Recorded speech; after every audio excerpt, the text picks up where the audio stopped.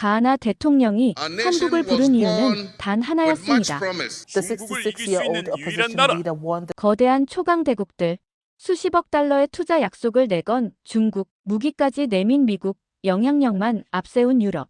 그런데 그들이 고른 건 왜 한국이었을까요? 우리는 Our 0.4를 nation 받습니다. was born 수많은 보고서 맨 끝, 누구도 주목하지 않았던 단 하나의 숫자.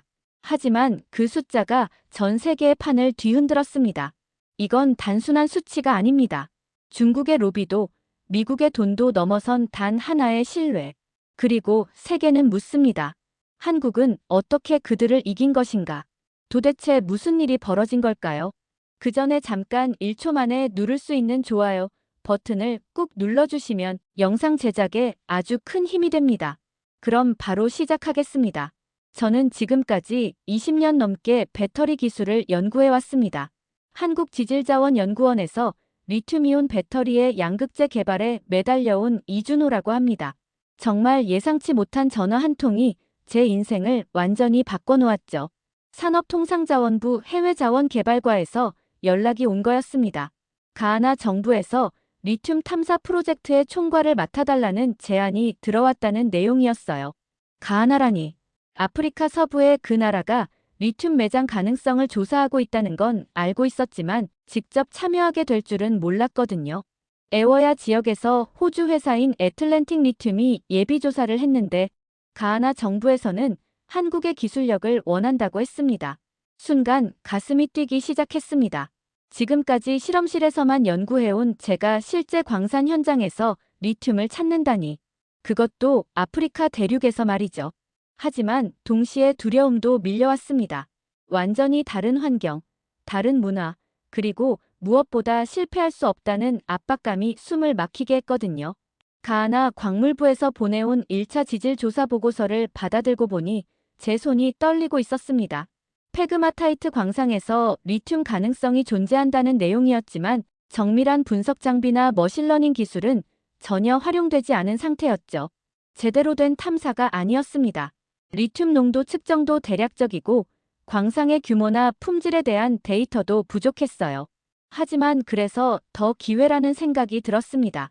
한국의 첨단 분석 기술과 저의 20년 경험을 투입한다면 분명 다른 결과를 얻을 수 있을 거라는 확신이 섰거든요. 한국지질자원연구원 임원진 앞에서 제안서를 발표하는 날, 저는 평생 이렇게 떨려본 적이 없었습니다. 가하나 에워야 지역의 리튬 탐사 프로젝트에 우리 기술진과 장비를 투입하겠다고 발표했어요. 드론 기반 센서 시스템과 AI 분석 프로그램, 그리고 현장 즉석 분석 장비까지 모든 걸 가져가겠다고 했습니다. 아프리카 현장에서 우리 기술이 제대로 작동할지 의문이라는 우려도 있었지만 저는 단호하게 가능하다고 답했습니다. 아니, 반드시 성공시키겠다고 다짐했어요. 출발 전날 밤, 집에서 짐을 싸면서 아내에게 이번 프로젝트가 성공하면 우리나라 배터리 산업이 완전히 달라질 거라고 말했습니다. 중국에만 의존하던 리튬 공급망에서 벗어날 수 있다고 했어요. 아내는 걱정스러운 표정으로 저를 바라봤습니다. 위험하지 않을까 하는 우려였죠. 혼자가 아니라 우리 연구팀 5명과 함께 가고 현지에서도 가하나 기술진들과 협력할 거라고 안심시켰습니다. 하지만 솔직히 저도 불안했습니다. 아프리카 탐사 경험은 전무했거든요. 그래도 이런 기회가 언제 또 올까 싶어 용기를 냈죠. 가하나 수도 아크라에 도착한 첫날, 공항에서부터 제가 상상했던 것과는 완전히 달랐습니다. 습도가 엄청났고 거리는 생각보다 복잡했어요. 하지만 가하나 광물부 관계자들이 공항에서 저희를 맞이해주는 모습을 보니 마음이 좀 놓였습니다. 광물부 국장 코피 아산테 씨가 따뜻하게 악수를 청했습니다. 그의 눈빛에서 진정성을 느낄 수 있었어요. 첫 회의가 열린 아크라 시내 호텔 회의실. 가하나 정부 관계자들과 현지 기술진, 그리고 저희 한국팀이 둘러앉았습니다. 분위기는 생각보다 진지했어요.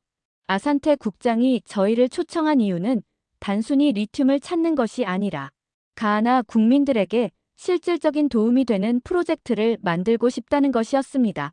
그런데 다음 조건이 저를 긴장시켰죠. 현지인 우선 고용 원칙을 지켜달라는 것이었습니다. 기술 이전도 중요하고 무엇보다 가하나 사람들이 주인이 되는 개발이어야 한다는 요구였어요. 순간 머릿속이 복잡해졌습니다.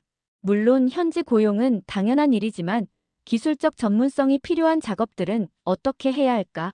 현지 기술진들의 수준을 아직 파악하지 못한 상황에서 섣불리 약속할 수는 없었거든요. 일단 원칙적으로 동의한다고 답했지만 마음 한구석에는 걱정이 자리 잡았습니다. 과연 현실적으로 어떻게 해야 할까? 회의가 끝나고 호텔방으로 돌아와서 팀원들과 현지인 우선 고용 문제에 대해 논의했습니다. 단계적으로 접근해야겠다는 결론에 도달했어요. 처음에는 저희가 주도하면서 현지 기술진들을 교육시키고 점차 역할을 확대해 나가는 방식 말이죠. 하지만 속으로는 정말 쉽지 않을 거라는 생각이 들었습니다. 문화적 차이, 언어 장벽, 기술 수준의 격차까지 모든 게 새로운 도전이었거든요.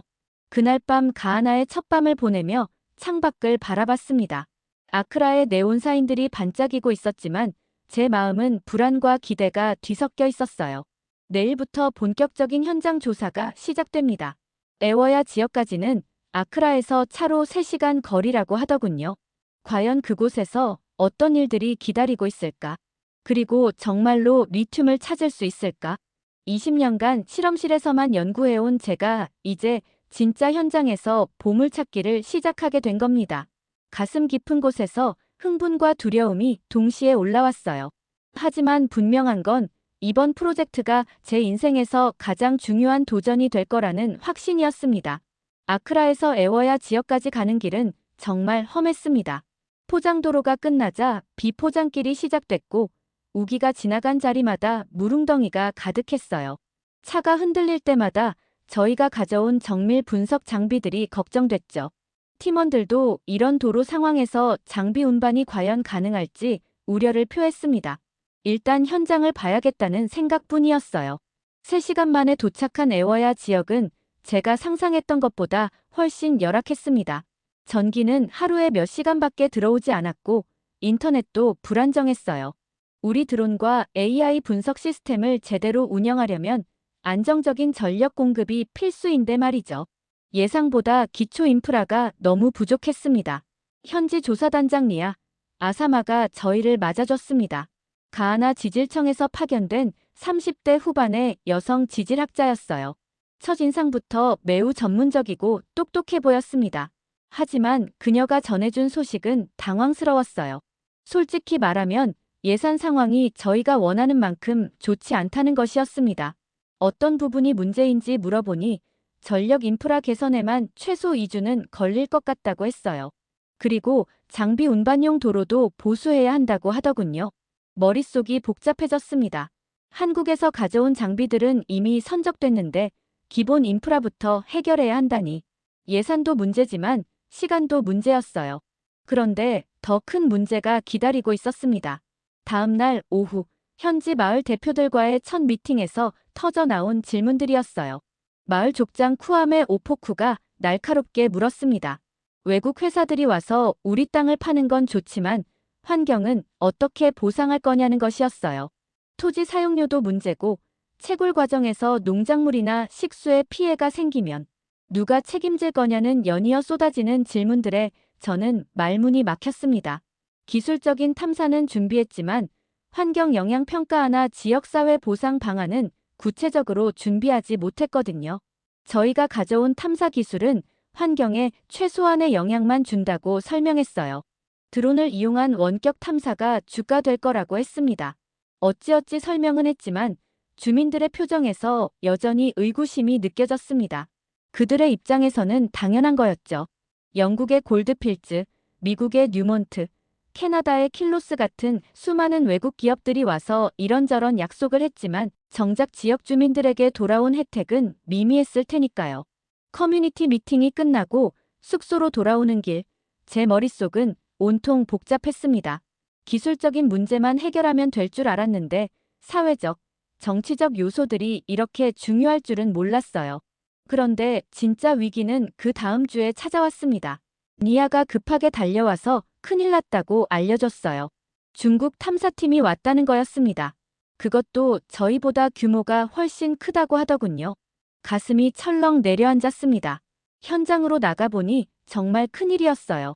중국계 광산 회사에서 파견한 탐사단이 대형 장비들과 함께 도착한 거였습니다. 인원만 해도 우리의 3배는 됐어요. 중국 탐사단장이 저희에게 다가와서 이미 가하나 정부로부터 이 지역 채굴권을 받았다고 말했습니다.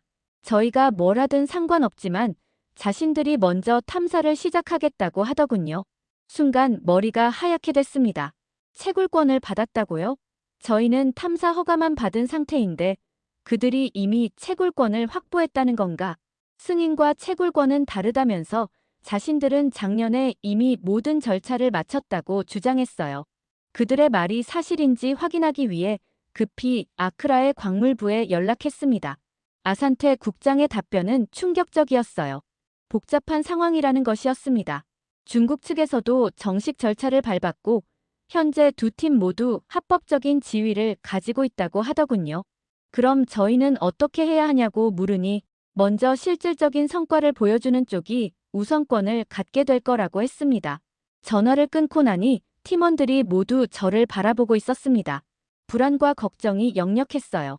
포기할 수는 없었습니다. 우리 기술의 우수성을 보여주는 수밖에 없었어요. 하지만 속으로는 정말 막막했습니다.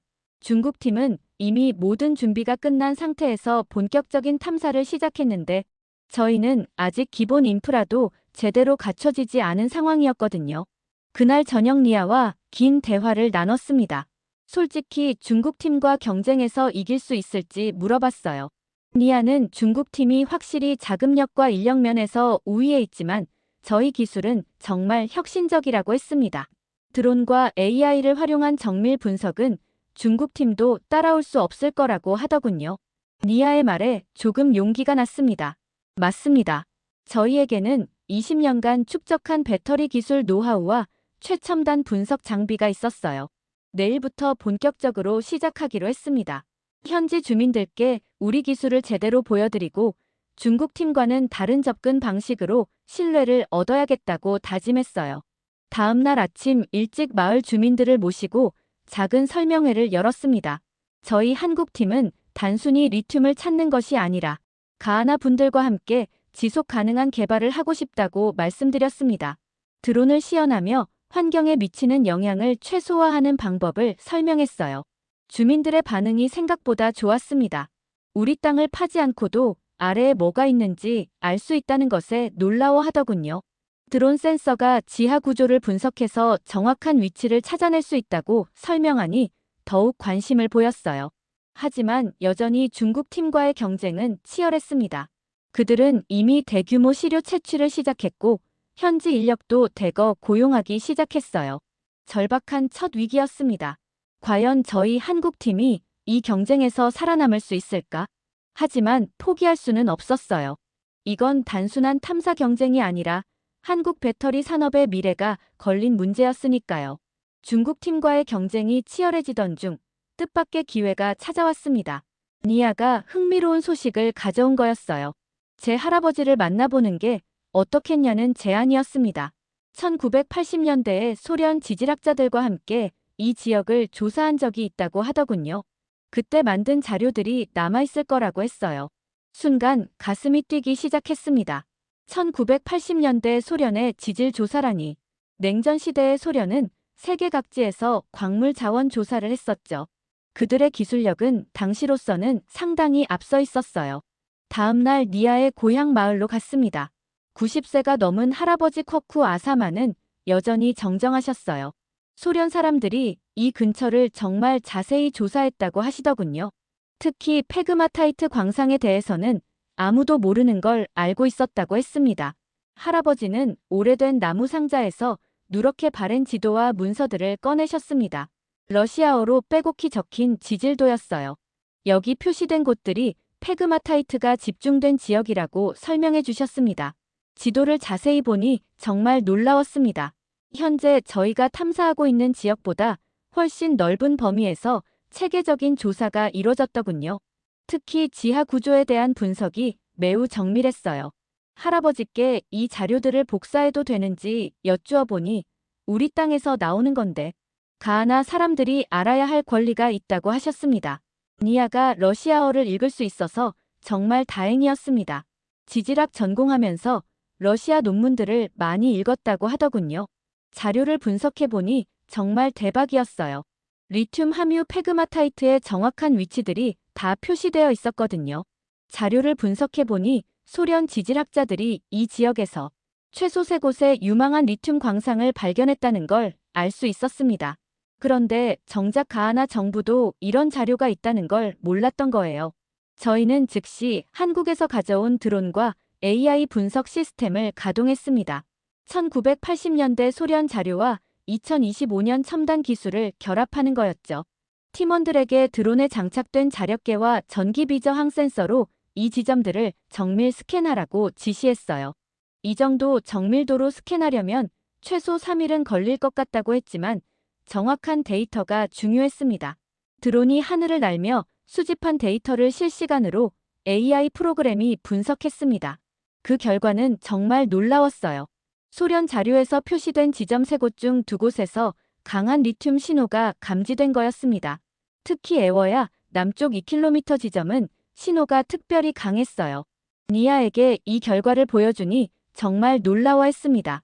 농도가 일반적인 페그마타이트보다 훨씬 높게 나타나고 있다고 했어요. 이제 시료를 채취해서 정확한 분석을 해봐야겠다고 의견을 모았습니다. 하지만 문제가 생겼습니다. 중국팀에서 저희 활동을 예의주시하고 있더니 갑자기 문제를 제기하기 시작한 거예요. 중국팀 리더 장웨이가 가하나 관리부 인사들 앞에서 한국팀이 소련 시대 자료를 이용하고 있다는 건 자료 조작 의혹이 있다고 주장했어요. 1980년대 자료가 지금도 유효한지 의문이고 게다가 그 자료의 출처도 명확하지 않다고 하더군요. 순간 화가 치밀었습니다. 자료 조작이라니요. 저희는 역사적 자료와 현대 기술을 결합해서 정당한 방법으로 탐사하고 있는 건데요. 이 자료들은 니아의 할아버지가 직접 소련 지질학자들과 함께 작업하면서 만든 거라고 반박했습니다. 조작이 아니라 역사적 사실이라고 했어요. 하지만 장웨이는 그걸 어떻게 증명하겠냐며 40년 전 자료를 근거로 탐사권을 주장하는 건 부당하다고 맞섰습니다.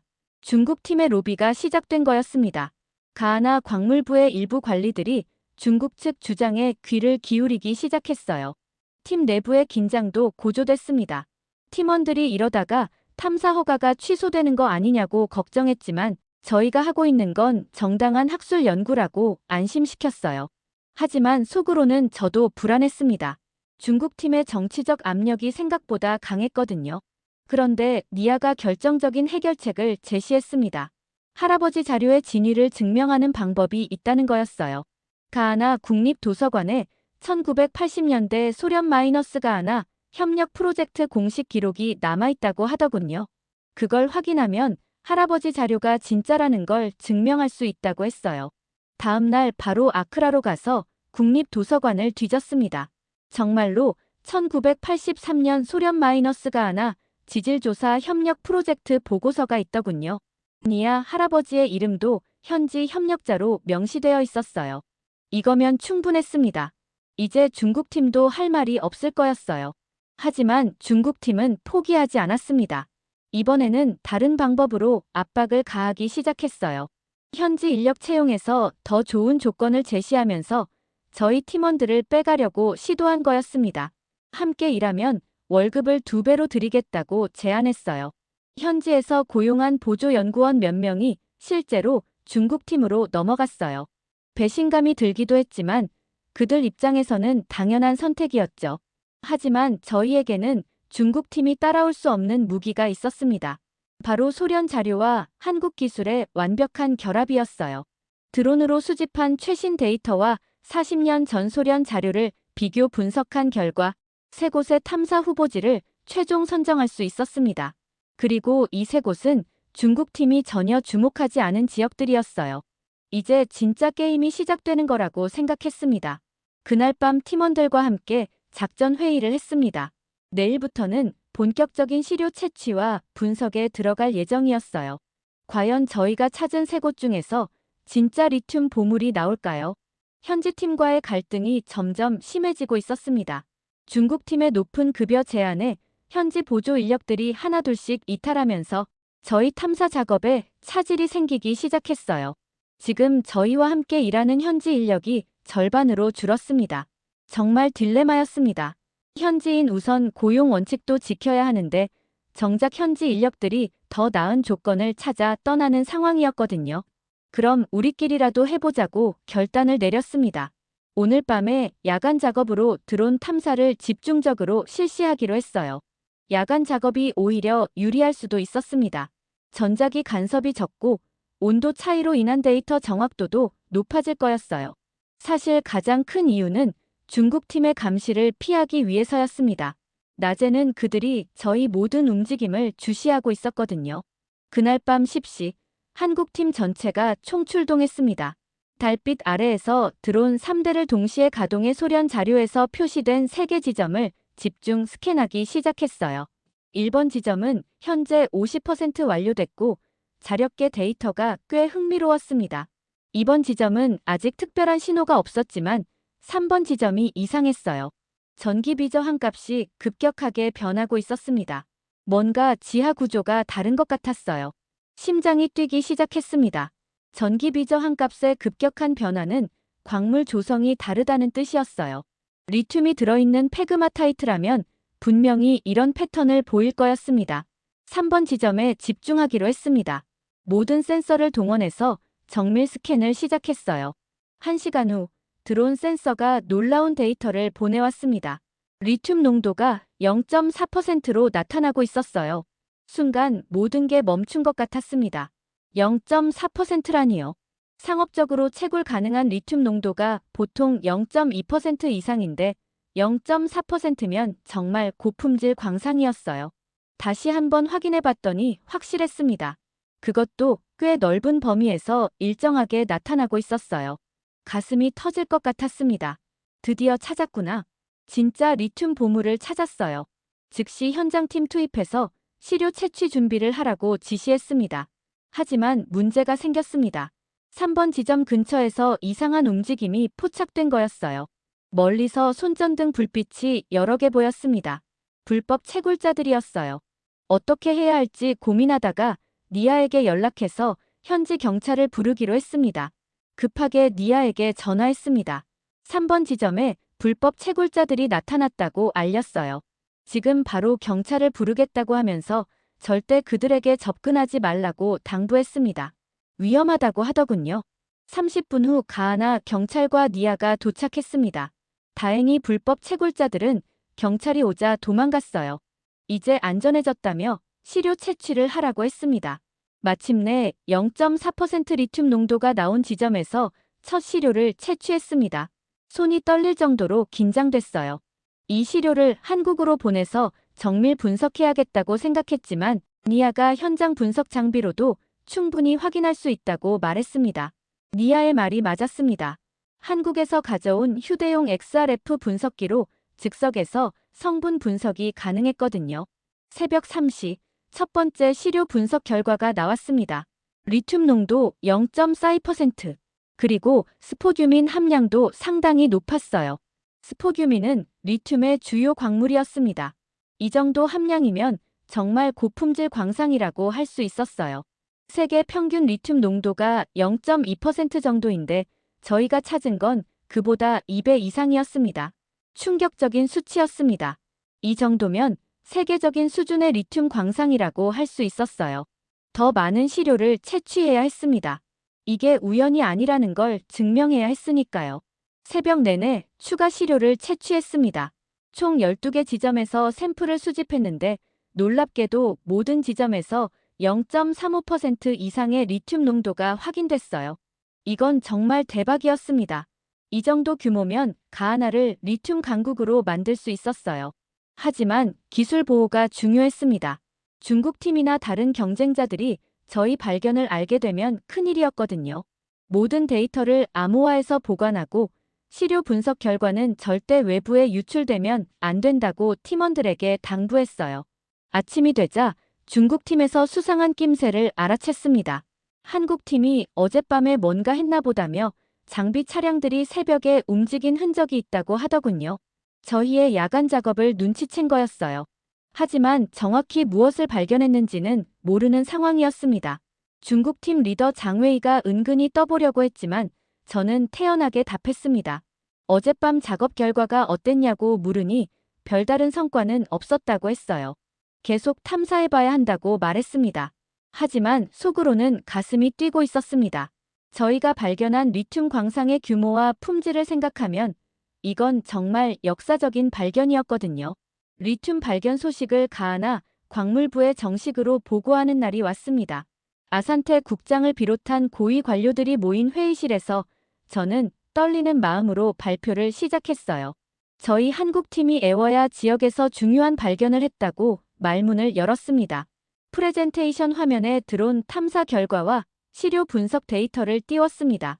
리튬 농도 0.4% 이상의 고품질 광상을 확인했다고 발표했어요. 추정 매장량은 최소 500만 톤 이상으로 보인다고 했습니다. 회의실이 조용해졌습니다. 모든 사람들이 화면을 뚫어져라 바라보고 있었어요. 아산테 국장이 흥분이 섞인 목소리로 정말 0.4%가 맞냐고 물었습니다. 확실하다고 답했어요. 12개 지점에서 모두 0.35% 이상이 나왔다고 했습니다. 이것은 가하나에게 엄청난 기회라고 아산테 국장이 말했습니다. 회의실이 갑자기 술렁이기 시작했습니다. 가하나 관료들끼리 가하나어로 급하게 대화를 나누더니 아산테 국장이 결정적인 말을 했어요. 조기 예비 채굴어가 프로세스를 시작하겠다는 것이었습니다. 정말 예상치 못한 전개였습니다. 보통은 탐사가 끝나고 타당성 조사를 거쳐서 채굴어가가 나오는데 조기 허가라니요. 하지만 한 가지 문제가 있다고 아산테 국장이 말했습니다. 표정이 심각해졌어요. 중국 기업에서도 이 지역에 대한 권리를 주장하고 있어서 정치적으로 복잡한 상황이라는 것이었습니다. 바로 그때였습니다. 중국팀에서 가하나 의회에 로비를 시작했다는 소식이 들려온 거였어요. 니아가 급하게 달려와서 알려줬습니다. 중국 기업에서 가하나 내자국 인력 2,000명 고용을 약속했다고 하더군요. 그것뿐만 아니라 도로, 전력 인프라 개선에 1억 달러를 투자하겠다고 제안했다는 소식이었어요. 머리가 복잡해졌습니다. 중국의 물량 공세가 시작된 거였어요. 저희도 대응해야 했지만 중국만큼 큰 규모의 투자 약속을 할 수는 없는 상황이었습니다. 어떻게 해야 할지 고민하던 중 다른 방식으로 접근해야 한다는 결론에 도달했습니다. 단순한 물량이 아니라 진정한 파트너십을 제안하는 거였어요. 그날 저녁 가하나 대통령 보좌관과의 면담이 성사됐습니다. 나나 아쿠포 아도 대통령의 경제정책 보좌관인 존 마하마와의 만남이었어요. 중국 측 제안에 대해 어떻게 생각하느냐고 물었습니다. 저는 중국과는 완전히 다른 철학을 가지고 있다고 답했습니다. 준비해온 자료를 펼치면서 한국의 탐사 철학은 가하나 중심 자립 원칙이라고 설명했어요. 단순히 원료를 가져가는 것이 아니라 가하나가 리튬 산업의 주인이 될 수 있도록 돕는 거라고 했습니다. 구체적으로 어떤 의미인지 묻자 기술 이전, 현지 인력 교육, 그리고 가하나 자체 정제 능력 구축이라고 답했습니다. 원석을 수출하는 것이 아니라 가하나에서 직접 배터리급 리튬을 생산할 수 있도록 하는 거라고 설명했어요. 존 마하마의 눈빛이 달라졌습니다. 흥미롭다면서 그런 기술 이전이 정말 가능한 일인지 물었어요. 물론 가능하다고 답했습니다. 한국은 세계 최고의 배터리 기술을 보유하고 있고 그 기술을 가하나와 나누고 싶다고 말했어요. 면담 후 며칠 동안 조용했습니다. 그런데 갑자기 중국팀에서 저희 기술 정보를 빼내려는 시도를 시작했어요. 니아가 급하게 달려와서 큰일 났다고 알려줬습니다. 중국팀에서 저희 현지 직원들에게 접근해서 탐사 데이터를 요구하고 있다는 거였어요. 심지어 돈까지 제시했다고 했습니다. 탐사 결과 사본 하나당 5,000달러씩 주겠다고 하더군요. 이건 명백한 산업 스파이 행위였습니다. 하지만 현지 직원들에게는 거부하기 어려운 거액이기도 했어요. 모든 중요 데이터를 즉시 회수하고 보안을 강화하라고 지시했습니다. 하지만 더 큰 문제는 가하나 정치권의 반응이었습니다. 중국의 대규모 투자 약속과 한국의 기술 이전 제한 사이에서 고민하고 있었거든요. 가하나 의회 경제위원장 콰메 아사페가 직설적으로 말했어요. 솔직히 말하면 중국 측 제안이 더 매력적으로 보인다는 것이었습니다. 즉시 볼 수 있는 경제적 효과가 크다는 이유였어요. 하지만 장기적으로 보면 어떨까요? 라고 반문했습니다.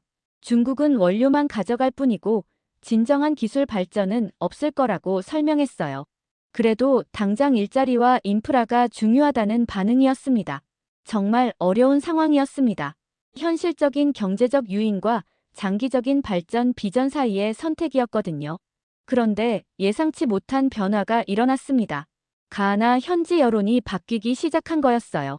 저희가 드론 기술 시연을 하고 환경 친화적인 탐사 방법을 보여주면서 현지 주민들의 신뢰를 얻기 시작했거든요. 마을 족장 쿠아메 오포쿠가 다른 마을 사람들에게 한국팀은 우리 땅을 파헤치지 않고도 지하를 볼 수 있다고 말하더군요. 중국팀은 불도저로 땅을 파헤치지만 한국팀은 하늘에서 조사한다고 했어요. 현지 언론도 저희에게 우호적으로 변하기 시작했습니다. 가하나 데일리 그래픽 신문에 한국의 첨단 기술이 가하나의 미래를 바꿀 수 있을 것이라는 헤드라인이 실렸어요. 환경을 보호하면서도 경제 발전을 이룰 수 있는 새로운 모델이라고 평가하더군요. 점점 분위기가 저희에게 유리하게 돌아가고 있었습니다. 하지만 중국팀도 가만히 있지 않았어요. 이번에는 더 교묘한 방법을 사용하기 시작했습니다. 가하나 정부에서 예상치 못한 조건을 제시해왔습니다. 아산테 국장이 직접 저희를 불러서 정부에서 최종 결정을 내렸다고 말했어요. 한국팀에게 채굴권을 주되 조건이 있다는 것이었습니다. 어떤 조건인지 물어보니 가하나 자체 정제소 설립과 핵심 기술 이전을 포함해야 한다는 것이었어요. 순간 머리가 복잡해졌습니다. 정제소 설립은 예상했지만 핵심 기술 이전까지 요구하다니요. 구체적으로 어떤 기술을 말하는지 묻자 리튬 정제 공정 기술, 배터리급 리튬 생산 기술, 그리고 품질 관리 시스템이라고 했습니다. 이건 정말 민감한 문제였어요. 한국 기업들이 수십 년간 개발한 핵심 기술들이었거든요. 좀 더 시간을 달라며 본사와 상의해보겠다고 답했습니다. 당장 한국지질자원연구원에 연락했어요. 예상했던 대로 반응이 좋지 않았습니다. 김동명 연구소장님이 당황한 목소리로 핵심 기술까지 넘겨주라고 하냐며 그럼 우리 경쟁력은 어떻게 되느냐고 물었어요. 특히 정제공정 기술은 절대 유출되면 안 된다고 하셨습니다. 그건 우리 기관의 생명줄이라고 하더군요. 하지만 이 기회를 놓치면 중국에게 모든 걸 빼앗길 수 있다고 설득했어요. 그래도 핵심 기술 유출은 안 된다며 다른 방법을 찾아보라고 하셨습니다. 전화를 끊고 나니 정말 막막했습니다. 가하나는 기술 이전을 원하고 본사는 기술 보호를 원하고 어떻게 해야 할까요? 그런데 중국팀에서 예상치 못한 카드를 꺼내들었습니다. 장웨이가 가하나 정부 앞에서 대담한 제안을 한 거였어요. 가하나에 정제소를 건설해드리겠다는 것이었습니다. 기술 이전은 필요 없다고 했어요. 중국에서 직접 정제해서 완제품을 가하나에 공급하겠다고 제안했습니다. 이건 정말 교묘한 전략이었어요. 가하나 입장에서는 기술 습득 없이도 바로 경제적 효과를 볼 수 있는 제안이었거든요. 가하나 국민들도 이 제안에 혹하기 시작했습니다. 기술 배우는 건 시간이 오래 걸리는데 중국에서 바로 해주면 더 좋은 거 아니냐는 반응이었어요. 현지 언론도 분위기가 바뀌기 시작했어요. 즉시 효과 대장기 투자, 가하나는 어떤 선택을 할 것인가라는 기사가 나왔습니다. 정말 위기였습니다. 이대로 가면 중국팀에게 모든 걸 빼앗길 상황이었어요. 그때 저는 결단을 내렸습니다. 현지 공청회를 열어서 가하나 국민들에게 직접 설명하기로 한 거였어요. 니아에게 마을 사람들을 모을 수 있는지 물어봤더니 물론 가능하다고 했어요. 하지만 어떤 말씀을 하실 건지 궁금해했습니다. 진실을 말할 거라고 답했습니다. 진정한 동반자가 무엇인지 설명하겠다고 했어요. 일주일 후 애워야 지역 중앙광장에서 공청회가 열렸습니다. 마을 사람들 300여 명이 모였어요. 마이크를 잡고 가하나 여러분과 진정한 동반자가 되고 싶다고 말문을 열었습니다. 동반자라는 것은 한쪽이 주고 한쪽이 받는 관계가 아니라고 설명했어요. 함께 성장하는 관계라고 했습니다. 중국은 여러분의 리튬을 가져가서 중국에서 가공할 거라며 그럼 가하나에는 구멍만 남는다고 설명했어요. 사람들이 고개를 끄덕이기 시작했습니다. 하지만 한국은 다르다고 말했어요. 가하나에서 리튬을 캐고 가하나에서 가공하고 가하나 사람들이 그 기술을 배워서 가하나의 것으로 만들고 싶다고 했습니다. 한 젊은이가 우리가 기술을 배울 수 있다는 말인지 질문했습니다. 물론이라고 답했어요. 가하나 젊은이들이 한국에 와서 배터리 기술을 배우고 가하나로 돌아와서 가하나의 리튬 산업을 이끌어가는 거라고 설명했습니다. 분위기가 확실히 바뀌었습니다. 사람들의 눈빛에서 희망이 보였어요. 하지만 족장 쿠아메 오포쿠가 현실적인 질문을 했습니다. 시간이 오래 걸리지 않느냐는 것이었어요. 처음에는 시간이 좀 걸리겠다고 솔직히 답했습니다. 하지만 10년 후를 생각해보라고 했어요. 가하나가 아프리카의 배터리 허브가 될 수 있다고 설명했습니다. 공청회가 끝나고 나서 반응이 확실히 달라졌습니다. 한국 방식이 더 좋은 것 같다는 반응과 아이들이 기술을 배울 수 있다니 정말 좋다는 의견들이 나왔어요. 하지만 중국 팀의 반격도 만만치 않았습니다. 이번에는 언론전을 펼치기 시작한 거였어요. 가하나 타임즈에 한국의 기술 이전 약속이 정말 지켜질까라는 중국 측 의견이 실렸습니다. 한국 기업들의 해외 기술 이전 사례를 보면 실제로는 핵심 기술을 주지 않는 경우가 많다는 내용이었어요. 또 비용 압박도 시작했어요. 한국 방식은 비용이 3배 더 든다는 기사와 중국 방식이 경제적으로 훨씬 유리하다는 보도가 나왔습니다. 정말 치열한 신경전이었습니다. 하지만 저는 포기할 수 없었어요. 이건 단순한 사업 경쟁이 아니라 진정한 국제 협력의 모델을 만드는 일이었거든요. 그런데 결정적인 순간이 다가오고 있었습니다. 가하나 정부에서 최종 결정을 내리기 전에 마지막 제안서를 요청한 거였어요. 가하나 정부의 최종 결정을 앞두고 저는 며칠 밤을 새워가며 새로운 제안서를 준비했습니다. 단순한 기술 이전이 아니라 완전히 새로운 모델을 제시하고 싶었거든요. 팀원들을 모두 모아서 중요한 발표를 했습니다. 저희가 제안할 건 한국-가하나 공동합작정제소라고 말했어요. 합작법인 형태로 말이죠. 한국 60%, 가하나 40%로 지분을 구성할 거라고 설명했습니다. 그리고 이사회도 교차 구성하겠다고 했어요. 경영권은 어떻게 하냐고 묻자 기술적 의사결정은 한국이 주도하되 인사나 현지 정책은 가하나가 주도하는 거라고 답했습니다. 정말 파격적인 제안이었습니다. 보통 해외 투자에서는 기술 보유국이 대부분의 지분을 가져가는데 40%나 가하나에 주겠다는 거였거든요. 그리고 가장 중요한 건 단계적 기술 이전이라고 설명했어요. 단계적이라고 하면 무엇인지 묻자 1단계에서는 기본 정제, 기술, 2단계에서는 고순도 정제 기술, 3단계에서는 배터리급 리튬 생산 기술을 이전하는 거라고 했습니다. 팀원 박성호가 걱정스럽게 본사에서 승인할지 물었습니다. 너무 파격적인 제안 같다고 하더군요. 모르겠다고 솔직히 답했어요. 하지만 이게 유일한 방법이라고 했습니다. 중국과 차별화할 수 있는 건 이것뿐이었거든요. 제안서에는 또 다른 특별한 조건도 포함했습니다. 외부 기술 감사도 넣을 거라고 했어요. 매년 독립적인 기술 감사 기관에서 기술 이전 진행 상황을 점검하는 거였습니다. 그럼 저희가 정말 기술을 넘겨주고 있는지 투명하게 공개되는 거냐고 묻자 맞다고 답했습니다. 그래야 가하나 정부와 국민들이 신뢰할 수 있다고 설명했어요. 그리고 마지막으로 가장 중요한 조건을 추가했습니다. 이익의 일정 비율을 현지 사회발전기금으로 환원할 거라고 했어요. 얼마나 되는지 묻자 순이익의 20%라고 답했습니다. 교육, 의료, 인프라 개선에 쓰는 거라고 설명했어요. 팀원들이 놀란 표정을 지었습니다. 20%면 저희 수익이 크게 줄어든다고 우려했어요. 단기적으로는 그럴 수 있다고 인정했습니다. 하지만 장기적으로 보면 지역사회가 발전해야 저희 사업도 지속 가능해진다고 설명했어요. 다음 날 가하나 정부에 제안서를 제출했습니다. 아산테 국장을 비롯한 고위 관료들이 참석한 자리에서 발표했어요. 한국팀의 최종 제안을 발표하겠다고 말문을 열었습니다. 프레젠테이션을 시작하자 회의실 분위기가 집중됐습니다. 한국-가하나 공동합작정제소를 설립하겠다고 발표했어요. 지분 구조는 한국 60%, 가하나 40%라고 했습니다. 아산테 국장이 놀란 듯 40%냐고 물었습니다. 맞다고 답했어요.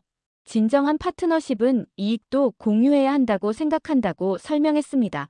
계속해서 단계적 기술 이전 계획과 외부 감사 시스템, 그리고 사회 환원 방안을 설명했습니다. 마지막으로 가하나 젊은이들을 한국에 파견해서 배터리 기술을 배우게 하겠다고 발표했어요. 매년 10명씩 5년 동안 총 250명을 교육시키겠다고 했습니다. 회의실이 조용해졌습니다. 모든 사람들이 제안서 내용을 소화하고 있었어요. 아산테 국장이 정말 놀라운 제안이라며 하지만 한국 본사에서 승인할지 물었습니다. 이미 승인받았다고 답했습니다. 사실 아직 본사 승인은 받지 못한 상태였어요. 하지만 이 순간에 확신을 보여줘야 했습니다. 그렇다면 이건 정말 혁신적인 모델이라고 아산테 국장이 말했어요. 가하나 정부 내부에서 긴급 회의가 열렸습니다. 저희는 결과를 기다리며 초조한 시간을 보냈어요.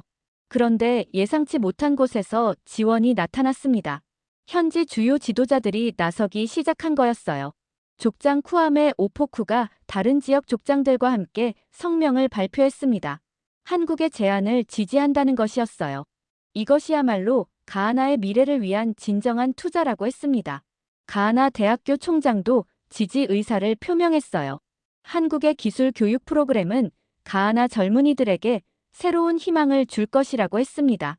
심지어 가하나 노동조합연맹에서도 성명을 냈습니다. 지속 가능한 일자리 창출을 위해서는 한국 모델이 최선이라고 했어요. 분위기가 완전히 바뀌고 있었습니다.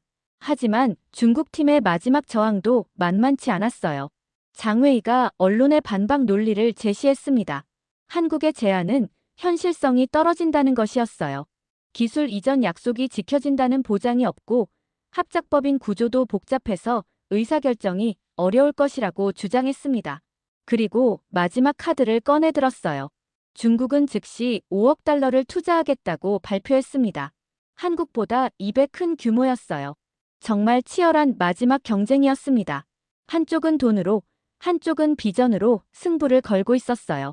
3일 후 가하나 정부의 최종 결정이 나왔습니다. 아산테 국장이 직접 발표했어요. 가하나 정부는 한국 팀의 제안을 수용하기로 결정했다고 했습니다. 그 순간 정말 온몸에 전율이 흘렀습니다. 드디어 해냈구나. 한국의 합작법인 모델이 가하나의 장기적 발전에 더 유리하다고 판단했다고 설명했습니다. 중국 팀의 반응도 궁금했어요. 장웨이의 표정은 정말 복잡해 보였습니다. 하지만 중국 팀도 쉽게 포기하지 않았어요. 이번에는 다른 방법으로 견제를 시작할 거라는 예감이 들었습니다. 합작법인 설립 최종 서명식 날이 드디어 왔습니다. 아크라의 가하나 정부 청사에서 열린 서명식에는 가하나 대통령까지 참석했어요. 나나 아쿠포 아도 대통령이 축사에서 오늘은 가하나와 한국 양국에게 역사적인 날이라고 말했습니다. 진정한 동반자십의 모델을 보여주는 프로젝트가 시작된다고 하더군요. 서명 순간 정말 감격스러웠습니다. 지난 6개월간의 모든 어려움이 주마등처럼 스쳐 지나갔어요. 아산테 국장이 저를 가하나-한국 합작법인의 명예기술이사이자 한국기술대표로 공식 임명한다고 발표했습니다. 임명장을 건네주며 앞으로 이 프로젝트의 성공을 위해 최선을 다해달라고 했어요. 앞으로 이 프로젝트의 성공을 위해 최선을 다하겠다고 다짐했습니다. 서명식이 끝나자마자 한국지질자원연구원에서 연락이 왔습니다. 김동명 연구소장님의 목소리에 흥분이 가득했어요. 정말 대단하다며 가하나 합작법인 성공을 기념해서 글로벌 발표를 하려고 한다고 하셨습니다. 전 세계 배터리 업계가 주목하고 있다고 하더군요. 이번 성공으로 우리 연구원이 글로벌 리튬 공급망의 핵심 파트너로 인정받게 될 거라고 했습니다. 정말 꿈만 같았습니다. 6개월 전만 해도 실험실에서만 연구하던 제가 이제 아프리카 리튬 산업의 핵심 인물이 된 거였어요. 다음 날 한국 언론에서도 대대적으로 보도됐습니다. 한국 배터리 기술, 아프리카 진출, 성공이라는 헤드라인과 가하나 리튬 광산 합작법인 설립으로 중국 견제 효과라는 기사가 나왔어요. 새로운 국제 협력 모델 제시라는 평가도 있었습니다. 그날 저녁 팀원들과 함께 소촐한 파티를 열었습니다. 가하나 현지 직원들도 모두 참석했어요. 팀원들이 정말 축하한다며 프로젝트 성공과 딸 출산까지 한꺼번에 축하한다고 했습니다. 그리고 팀장님 덕분에 정말 값진 경험을 했다고 김민수가 진심 어린 인사를 했습니다. 이 프로젝트를 통해서 기술만 배운 게 아니라 진정한 국제 협력이 뭔지 배웠다고 하더군요.